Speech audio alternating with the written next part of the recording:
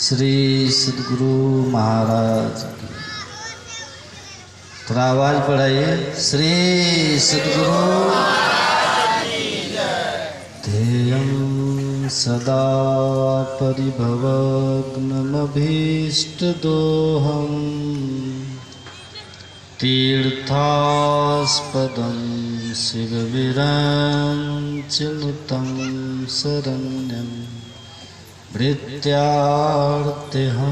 प्रणतपाल भवाब्धिपोतं वन्दे महापुरुष ते चरणारविन्दम्। श्री सद्गुरु महाराज की जय। अपने निवास में विराजमान पूज्य चरण स्वामी शिवानंद जी महाराज के पावन पाद पद्मों में नमन। मंचासीन पूज्य स्वामी बिंदेश्वरी बाबा, पूज्य स्वामी रविंद्र बाबा, पूज्य स्वामी कृष्णानंद जी महाराज, समस्त साधु समाज के चरणों में कोटि कोटि नमन। उपस्थित सत्संग प्रेमी महानुभावों, पूजनीय माताओं एवं भक्तिमती बहनों,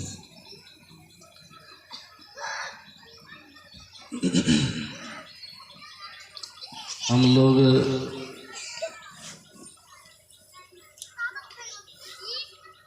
बिल्कुल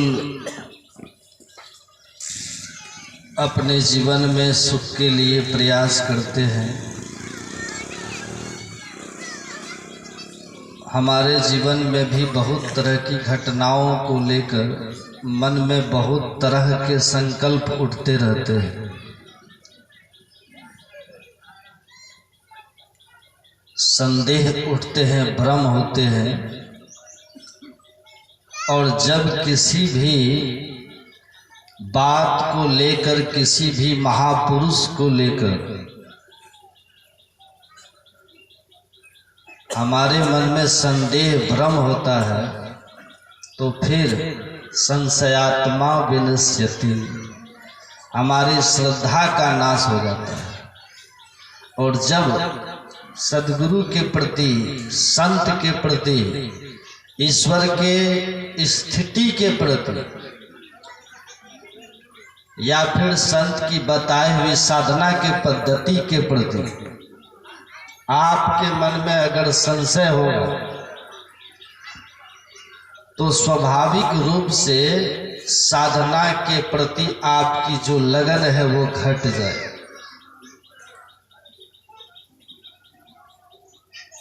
आपके मन में किसी बात को लेकर संदेह अगर हो जाएगा, स्वाभाविक है।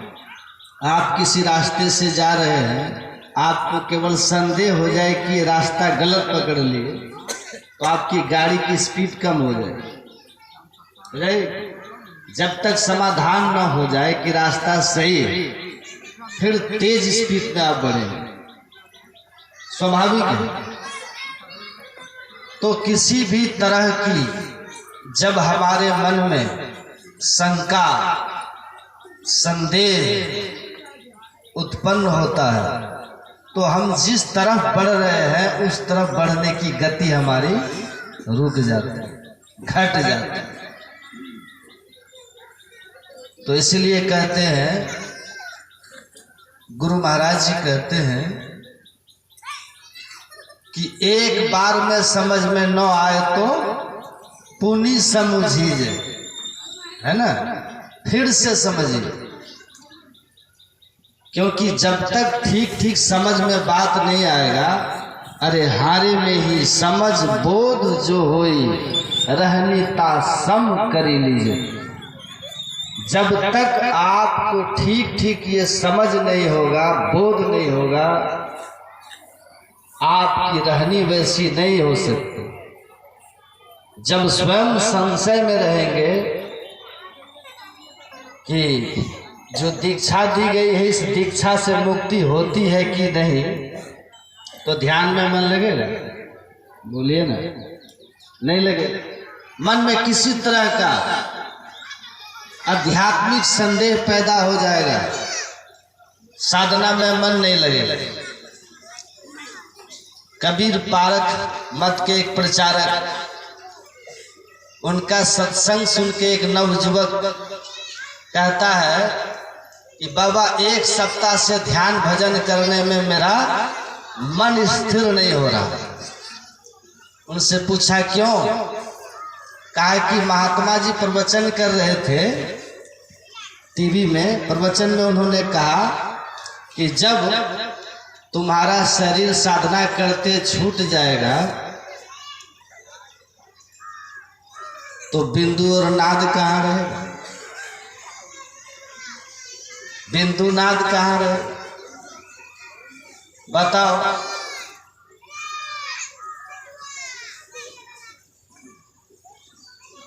दूसरा प्रश्न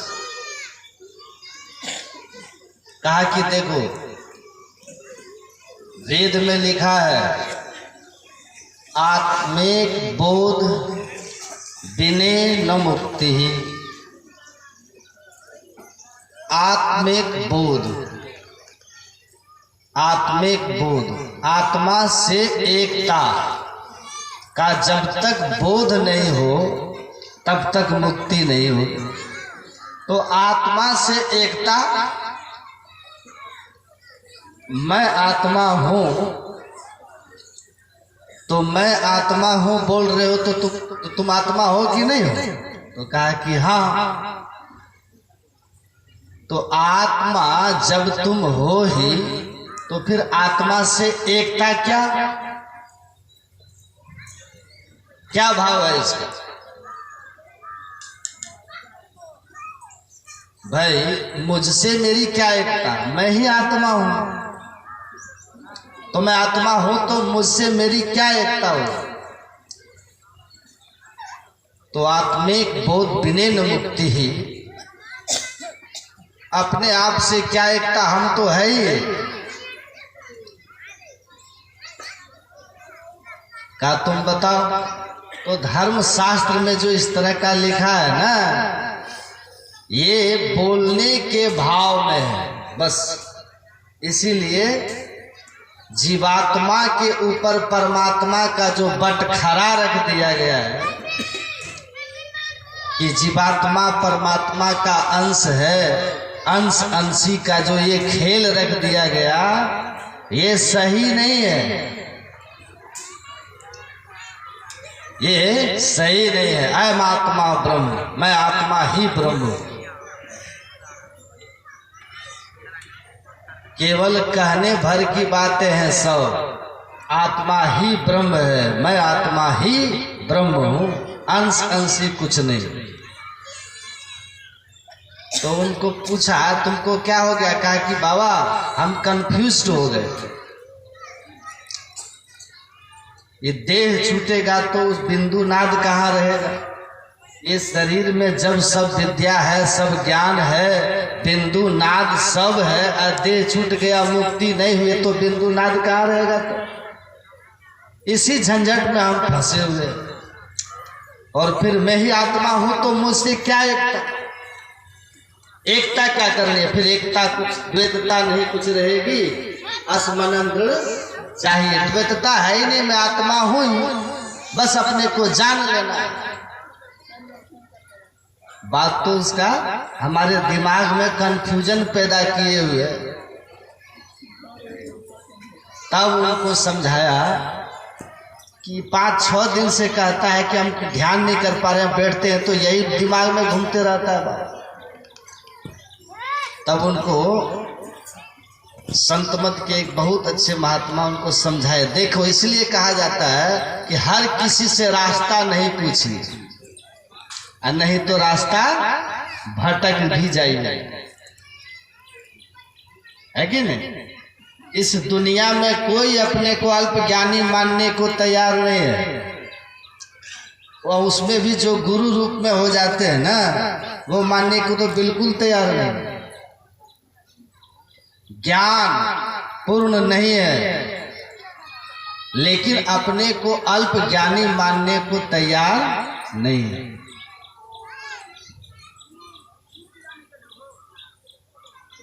और ऐसे अल्प ज्ञानियों से जब तुम पूछोगे तो वो न जानते हुए भी अपनी अज्ञानता छिपाने के लिए तुमको अंदाज से कह देंगे कि हाँ यही राह है, यही राह है। अंदाज से कह, रास्ता पूछे गांव का पहुंचा देगा शमशान घाट, क्योंकि जान नहीं रहा था लेकिन अपनी अज्ञानता को स्वीकार भी करने को तैयार नहीं। तो देह एक ही है, संत मत कहता है देह एक ही है, ये स्थूल देह है। तो इसके अंदर में सूक्ष्म देह है कि नहीं? घट में घटता माही घट है, अते ही घट में घट पासा है साधो, असगुन जड़ घट चाल चौथ में चेतन अगुंतन खासा है साधो। घट में घटता माही घट है, गागर ऊपर गागरी, कबीर साहब की वाणी है, चोले ऊपर द्वार सूली ऊपर साथरा जहां बुलावे या। तो घट में घट है, गागर ऊपर गागरी है, संतों सब प्रकार की देही, कबीर साहब की वाणी है। वेदांत दर्शन में भी लिखा, कहीं 3 शरीर कहीं 5 शरीर का वर्णन है। तो एक स्थूल देह छूट गया, उसको रहने के लिए फिर सूक्ष्म देह है कि नहीं है? है। जीव किसके साथ निकलता है? सूक्ष्म शरीर के साथ निकलता है।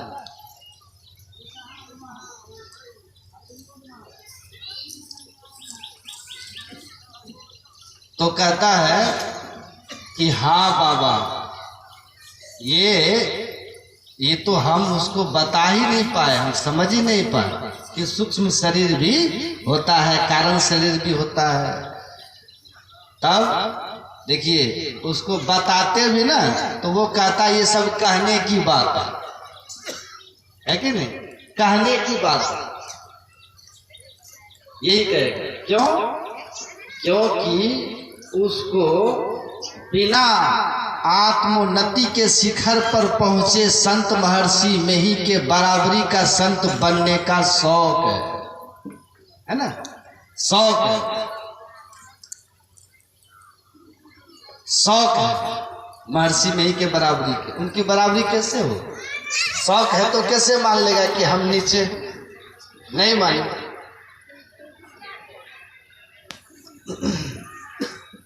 बहुत बिरला लोग होते हैं, बहुत बिरले लोग होते हैं जो मानने को कंचन तजना सहज है, सहज क्रिया का नेह, मान बड़ाई ईर्खा दुर्लभ तजना ये। मान बड़ाई कैसे छोड़ेगा कि हम उनके बराबर के नहीं हैं? ये जो महर्षि महेश योगी का नाम सुने होंगे, गुरु महाराज के सत्संग से प्रवचन से अच्छी तरह समझ गए थे महर्षि महेश योगी कि मोक्ष का मार्ग, मुक्ति का मार्ग नादानुसंधान की क्रिया के बिना पूर्ण नहीं। आवागमन का चक्र बिना नादानुसंधान की क्रिया करके सार शब्द प्राप्त किए मुक्ति नहीं होती। लेकिन दीक्षा लेने के लिए तैयार नहीं, क्योंकि उसको तो खुद हजारों चेले थे पूरे दुनिया में। अब उसको लगता था कि हम दीक्षा लेंगे तो हजारों शिष्यों को ये लगेगा कि गुरुजी ही अब दीक्षा ले रहे हैं, तो ये तो खुद अधूरे हैं।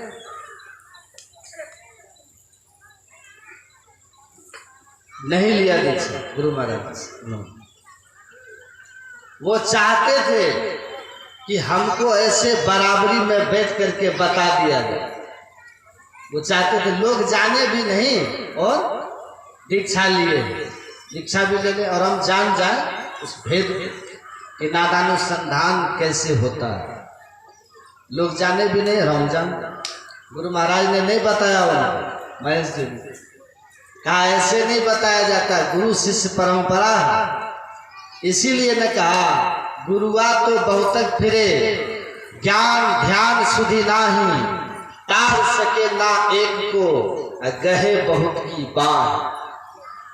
एक का उद्धार, खुद का उद्धार करने की क्षमता नहीं है, क्योंकि खुद ही नहीं जानते हैं कि वो सार शब्द जिससे सूरत सार शब्द ध्वनि संग सूरत हो अकह में लीनी, अध्वनि शब्द अनाम परम पद गति की भीनी, द्वंद्व द्वैत सो रहित सो प्रभु पद पाई के, अरे हारे में ही सूरत न लोटे बहुरी न जन्मई आई की।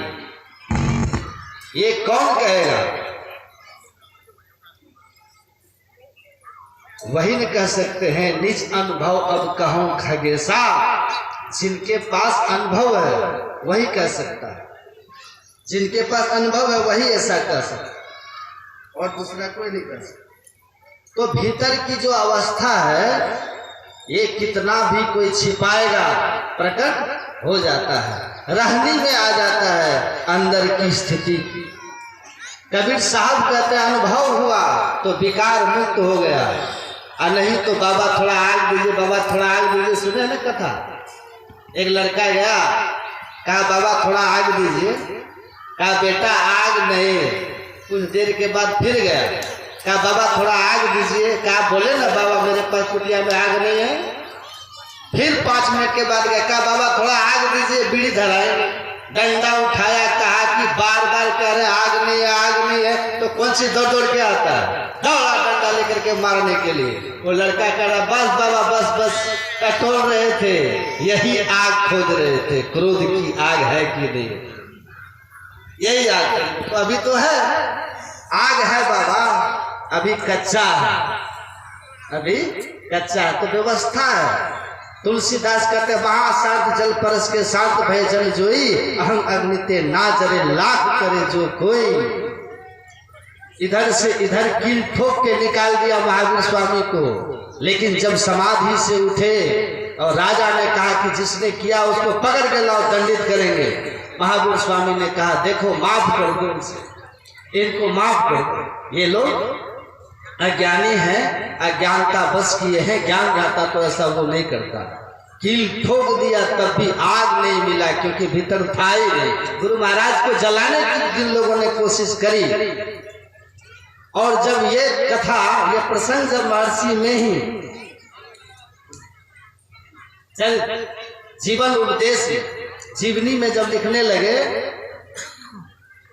उसके जो राइटर थे सत्यदेव शाह, तो गुरु महाराज जी ने कहा कि सुनो उस आदमी का नाम छोड़ दो, उस एक आदमी के नाम से उसका पूरे खानदान की बदनामी हो जाएगी। तो कहा कि सब दिन के लिए बदनाम हो जाएगा इतिहास में। वो कहा गांव का नाम हुजूर, कहा गांव का नाम भी छोड़ दो, नहीं तो जब जिस सत्संगी जब भी गुजरेगा उस गांव को गाली देके जाएगा कि यहाँ हमारे गुरु महाराज को जलाने की कोशिश हुई थी। कहा तो हुजूर तब खाली जिला का नाम लिख देते हैं। गुरु महाराज बोले नहीं, एक आदमी की गलती के लिए पूरे जिले को मत घसीटो, दोषी ठहरा, केवल प्रसंग लिख दो, व्यक्ति का नाम छोड़ दो। उस बेचारे के नाम को जीवन भर लोग गाली देंगे। जो जला के मारने का प्रयास किया था उसको लोग गाली न दे, इतना कौन हो सकता है? ऐसा कौन करेगा? आप दौड़ के पुलिस में जाके झूठे लिख दीजिएगा, जो नहीं होता उसका खानदान भर का नाम आप डाल देते हैं कि नहीं? गला में चांदी का चेन नहीं था लेकिन 3 बार सोना का चेन छिड़वा लेते हैं, लिख देते हैं। केस धारा बढ़ाने के लिए मारा था लाठी से, तो लिखते हैं कि तलवार चलाया, फरसा चलाया था, ताकि 302 लग जाए। और जो जला करके मारने की कोशिश की उसका नाम बदनाम न हो, उस एक व्यक्ति के लिए उसके खानदान की बदनामी, उसके माँ पिता की बदनामी न हो, उसके गांव की बदनामी नहीं हो, जिले की बदनामी नहीं हो, ऐसे किसकी भावना हो सकती है? संत क्षमाशील, कोई भीतर अहं अग्नि नहीं, आग ही नहीं है कि उसको कोई हिला सकता है। तो जब अनुभव होता है सारे संशय समाप्त हो जाते हैं, जीवन में सुख शांति आनंद आ जाता है, मुक्ति हो जाती है, मोक्ष मिल जाता है। यही संत लोग कहते हैं जीवन के अनेक उपायों को हमने करके देखा, सारी व्यवस्थाओं को करके देखा सुख सुविधा की, कभी जीवन में शांति नहीं आया, आनंद नहीं आया। बिनु हरि भजन न जाहि कलेसा। इसको आप अच्छी तरह जान लीजिए कि परमात्मा की भक्ति से ही जीव को सुख शांति आनंद मिलता है, कल्याण होता है, मोक्ष मिलता है। आत्मदर्शन ही केवल और केवल सारे दुख से मुक्त कर सकता है। श्री सद्गुरु महाराज।